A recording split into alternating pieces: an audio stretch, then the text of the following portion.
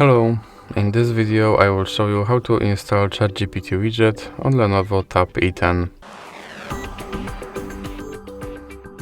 So you have to start with opening your Google Play Store and now click on search bar and type in Wally AI and click search and now click install.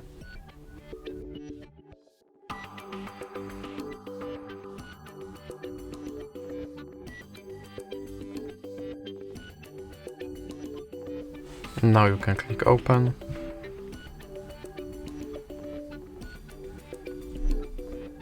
Now click got it.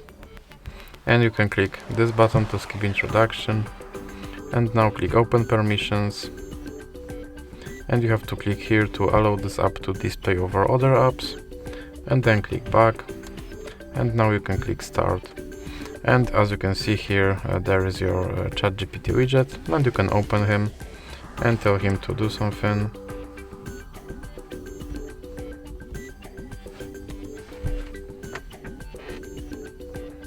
And as you can see, he responded. And if you want to remove him from your screen, just drag him into the X icon in the middle. So that's it for this video. If you liked it, please remember to leave like and subscribe.